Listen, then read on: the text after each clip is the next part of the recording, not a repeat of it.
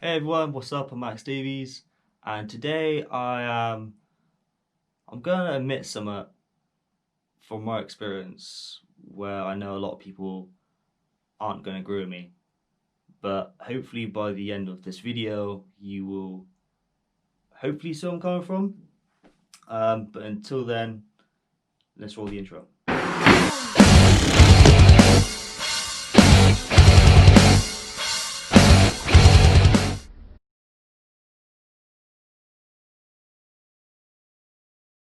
So I'm not gonna dwell on about what's happened this year because we all know what's happened this year, but that's kind of the main topic for this video. But it's mainly over my experience with the pandemic and how I feel it's affected rollerblading, mainly in Bristol, but hopefully you lot would have seen the same sort of cycle, whether you're skating as well. Okay, so here it goes. I think this whole Corona pandemic lockdown sort of situation for blading, I think it's been a kind of a positive thing.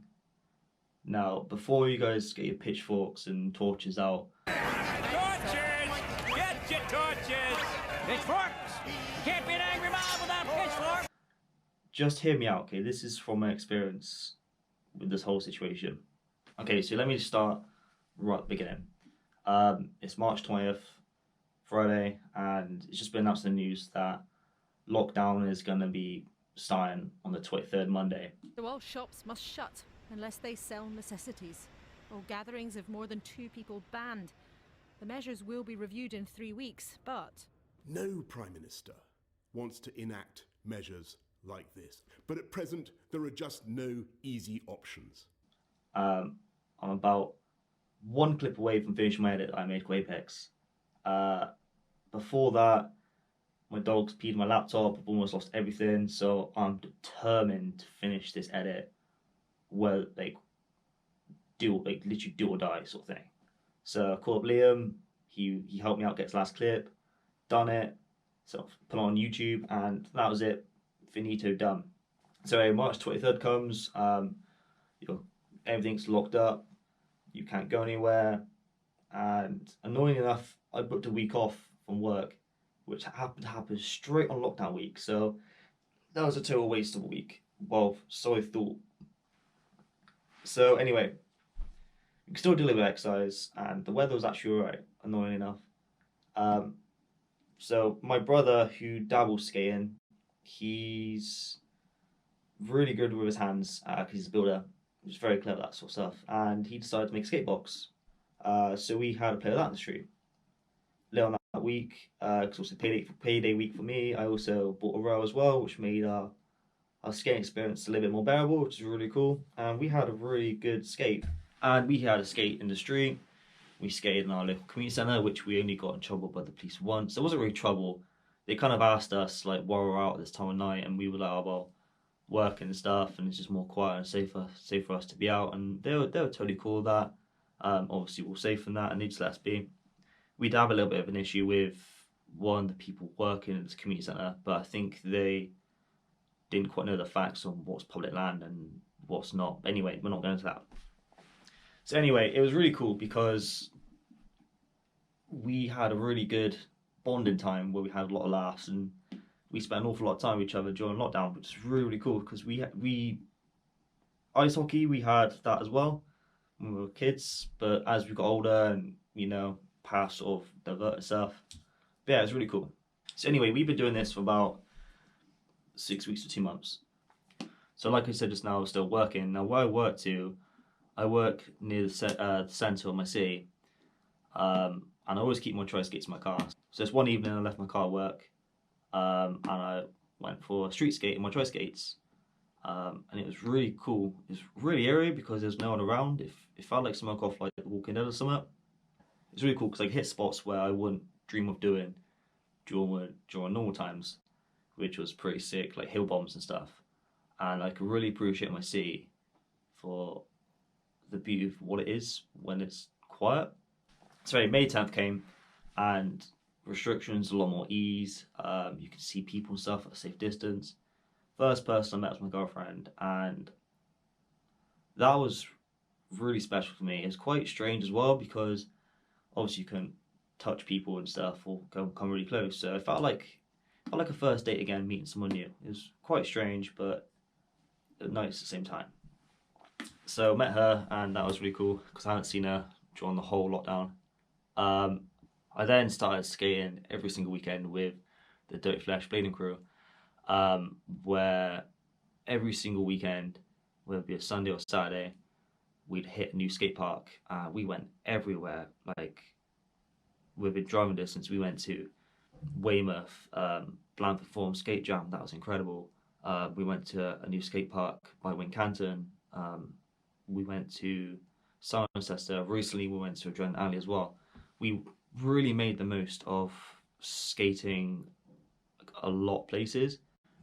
But because of this whole situation, it's kind of made us all more appreciative of our sessions and days out with each other, from where we go out sightseeing and we really absorb everything from the views to quirky little things or funny random moments, like one of us rock up with the same t-shirt as someone else, things like that. And it's made that sort of stuff really more better, and I think it's all more close as a group.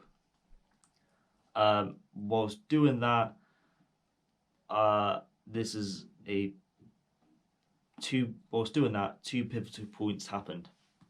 The first one is one weekend. I can't quite remember why I didn't go out skating with them. It was something to do with fuel weather or timing. I don't know. Anyway, I went skating down a local skate park in Michael Filton. I think this was quite early on. I was just trying to get used to half pipes again because I've been skating boxing row for like 6 weeks, 2 months. That it was really strange getting back into it.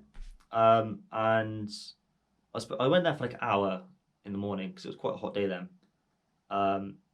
And there's a skateboarder there called Clayton, and he was telling me that he knows a rollerblader as well, who doesn't really know anyone to skate in Bristol, and asked me how long I was going to stay. So I thought I'd stick around for this guy to come up, see what's up and that. And I was there for 12 hours that day. And we had a really good session. I called up some of my friends as well to come up, and we just had a laugh, man. Anyway, the reason why this is a pivotal point is because this guy, ironically, he's not from Bristol. He's from, I think, Liverpool. I could be wrong. But his name's Chicken. He didn't tell me his real name, and I'm very, very sure his name on Facebook is not his real name, as is John Connor. But anyway, Chicken was saying to me that he never sees any bladers around Bristol. There's not really a big community from what he's seen, and I agreed. I know there's a lot of bladers I know in Bristol, but compare them to places overseas, like for example New York stuff, from what I hear on like podcasts and stuff, there's not a really big community. So that night he just made a Facebook group called Bristol Rollerblading Group, which is really ironic for someone who's out of Bristol. Anyway, so from that I added a load of people I know, he added a load of people he knew which were local, and it expanded and expanded and expanded, and it blew up. Now, whilst doing this, I decided to try to make something from it. And I asked him, he was totally on board, about local meetups. So I decided that every single Wednesday at 6 p.m, whilst the lighting was good and stuff, to meet up at Bristol Skate Park, random skate park every single week, whether it be aggressives, inline, quads, whatever like level you are skating, anyone come and just have a good time. And it went better than I thought. It wasn't like hundreds or anything. I was only really getting 8 people at a time. I mean, this happened for about 5 weeks straight. But it was really cool meeting new people. And I did actually learn quite a lot of new things. So a lot of these people came from different backgrounds. One was from hockey background like me, which is really cool. Another was dancer. Another one was he was like pro before. A lot of people wanted to try something new during the lockdown and stuff, and happened to come to this, and that was quite a common denominator between everybody, which is where I'm going to get to at the end of this video. So whilst that happening to my other mates, the three things happened during this little period, then it kind of spreads out a bit. Whilst all this happening, three of my mates get big wheel skates. Two of them skate anyway, Johnny, Liam Cave, and then my mate Jordan, who's just bought a pair of tri skates. Me and Liam, Char, and Tintin decided to take them around town, our favourite route. And this one day we did it. It's a really hot, sunny day, and we're having a really good time. And we go to Tesco just down the road from where we were meeting up to, and we met this rollerblader, and he looked really familiar. And he was my old hockey coach from when I was doing junior ice hockey, and so he skated on with us for a bit. And there we met Sam and Kia. Now, I met Sam before, like 2 years ago, maybe, I think, when I bought some rows ourselves, and I went skating downtown just to break him in. Met Kit as well. He's really cool. I see him quite a lot. So they then started joining us for a little cruise around our favourite bit. Then we met this guy called Paddy, who's another pivotal point. This is the second pivotal point for this. Now hasn't been skating very long. I think 2 or 3 years. I think it is. I was actually talking to him about this the other day, and luckily he told me. Anyway, he's a quad skater. He's really good at dancing. He teaches it as well. And he was telling me that he hasn't really seen anybody skating, and he always skated this particular spot for like a good year or so. Could be wrong, but I think it's a year. And anyway, he went away for a bit, came back, and during this whole pandemic sort of thing, he's seen more and more people turn up. And during the summertime, I was trying to make the most of the skate parks whilst it was like dry. And then as the winter time comes and it gets darker, earlier, this place called Millennium Square is a really big lit place where you got tiles over, it's all flat, you've got benches, which you can't skate. You've got shops around you and bars, and you've got this big like metal mirror ball thing. It's really cool. Anyway, this place is quite special. But anyway, the community there is blew up massively from where you got quad skaters, inline skaters, people slaloming, me now coming up my row and stuff and doing aggressive skating, a few people coming up. But anyway, so he's noticed a lot of people kind of that, so that's like another piece of living proof of the community growing. Anyway, so this all happened around the same time during summertime, so around those like 2 or 3 months. So anyway, whilst all this happened and stuff, is really cool.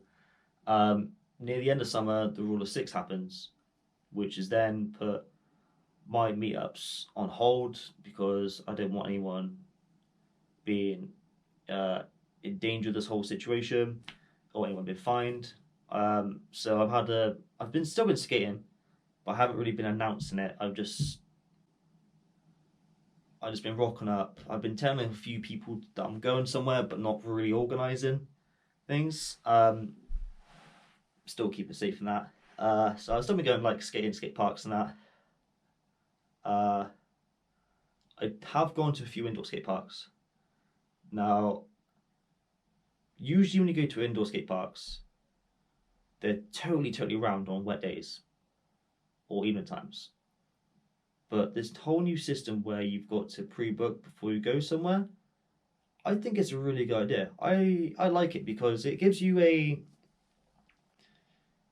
there's obviously a cap to how many people you can have at a skate park. And it's obviously a lot more less now compared to what before this whole thing happened. So that way it gives you, in a way, more space to skate things, which I really think is good. Okay, the pricing's a little bit higher now, but that's understandable. With it going on, people need to be paid and shit. So I really do like this whole book before you skate sort of thing, instead of rocking up on the door.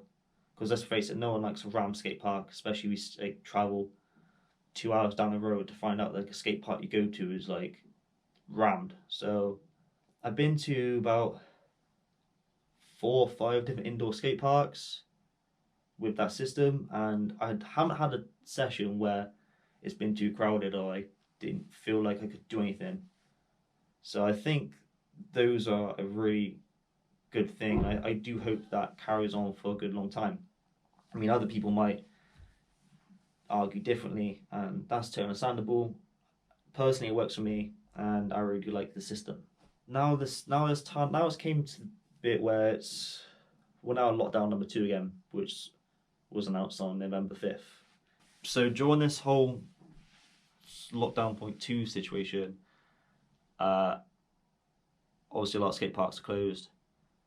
Light is really low at the minute, so when I finish work at 5, it's pitch black, and there's not very many skate parks that are open or lit in Bristol. So the only real good place to skate at the minute is the Millennium Square, which is what I was talking about Paddy a minute ago. So I decided to buy a second Mad Gear rail and put them together. Now usually if you have 2 Mad Gear rails, you can only really put the middle piece in because they come with 3 bits. But I've found a way. It's probably not rocket science. I'm definitely sure I'm not the only person who's figured this out. But you can take out the end. There's a cap on the end of the rails. Take that and drill a hole through, and then you can now add 2 pieces to the rails, so 5 bars long. I've been taking that to Millennium Square, where a few of us have just been sessioning it and stuff, and it's been really fun. So now at the Millennium Square, you now got me on my rail. You've got people slalom cones. You've got quad skaters dancing. You've got people just jamming around, skating around. I've been there when it's easy 30 people from like 5 in the afternoon till nearly 11 at night. And you just got some crazy songs going. Like I even seen some guy there with a kettle, and he's put a speaker inside the kettle, a wire coming out and stuff, and it's like really, really bassy. Which is really, really funny. But yeah, the community there is massive, and I think that's all due to this whole situation where times have gotten so shit for people trying to find ways to entertain themselves, and they're coming to blading. I mean, that sounds like it's a last resort. It's not a last resort, but you know what I mean. And I think it's really good for the community because people are really nice to each other, mate. And I've noticed this, especially during these nights where anyone sort of rocks up, and it could be a total stranger, and everyone just says hello to each other. People help each other out. There's a lot of laughing going on. I've never seen negativity going on at all. I think that's really important, and it's a definitely good indication from where we've come from, where we are, and where we're going to. I generally do think that skating as a whole, it's not just aggressive, it's anything at wheels on your feet. I think we are a really tight-knit community compared to other stuff where I'm not going to single out a specific extreme sport, but say if you were whatever extreme sport of your choice, how many of them do you see in the street seeing someone else skating past them, whatever, and they just totally ignore them? I see that more times than I can't count. But whenever I see another blade on the street, wherever they've got, I'll say hello. And a lot of the time I do get the same back to me as well before I even know it's them. And I think that's really important, and I think that's so genuine of our community of skating. And because of this, I think I've definitely met a lot more skaters as a whole during this year of skating than I have ever since I put skates to my feet, whether it be ice skates to aggressive, tri or whatever. And I've actually made some really good friendships. I can easily count about 40 people I've met alone since the March 23rd to now, which is the 21st of November, of all disciplines of skating, where I've kept in good contact with them and stuff, and I see quite regularly, just out and about skating or little sessions and stuff. And that's like, I've been skating for like almost 6 years. I've never met that amount of people in such a short amount of time, and I generally do believe that's a good thing due to this whole worldwide issue. It's real ironic, I know, because it's supposed to be self-isolating. I know it's a really good strange. With me, I like to find the positives and negatives, which is why I'm saying about this whole situation. I think it's good for bleeding. I mean, look at this way: how many times have you gone on a skate website and you wanted to buy a specific pair of skates or skate parts, or even some merchandise, and it's run out? I mean, that surely has to be a good thing, right? Whether it's people still in the game skating, want stuff, or new people coming in. I mean, for example, when I bought my mountain bike, I spent a good 3 months searching for my mountain bike because everywhere was sold out because people were just buying stuff. Um, Now, I'm not going to say a lot of people are going to stick to this when this whole worldwide situation has ended, because they're not. But what I'm saying is enjoy the time now and be nice to each other. And if someone needs help with something, give them a hand. I mean, people usually tend to stick to things where they, unless it's illness or stuff like that. Personally, for me, I'll stick to things where I feel not wanted, but I feel like a sense of belonging. You see where I'm coming from? And I feel like I can go somewhere. So if there's someone new to start skating stuff, keep them interested, keep them motivated. Be nice to each other, because I think that's where blading is at the minute, and I think that that's the direction blading is going to go, because we can only get bigger and better as a whole. Doesn't matter what you are on your feet, and I think that's really important. And I definitely think that's the pivotal point of this year. I generally do think that 2020 is the year where everything changes from blading. I mean, look at Winter Clash, for example. Winter Clash next year, they were doing an event where everyone could join, no matter what you have on your feet or whatever experience level you have. As long as you got a phone and a ticket for it, you can go compete. So yeah, I think 2020 is definitely the pivotal year for blading, from a good point to a bad point. I think that's really, really special and downright fucking awesome. So yeah, that is my experience for this whole pandemic this year. I've been really fortunate, and I know a lot of people haven't been as fortunate as me, and I only wish you the best. And you can get through this as long as you find yourself a healthy coping mechanism, and you open up when you need to. I mean, I'm always here if I want you to talk about anything. Talking's always good. Getting out there's always good. Socialising is always good. Safety, obviously. But yeah, I just wanted to get out there. How this thing is affecting blading. I think it's a good thing. I really do. But until next time, guys, I'm Max Davies. Peace.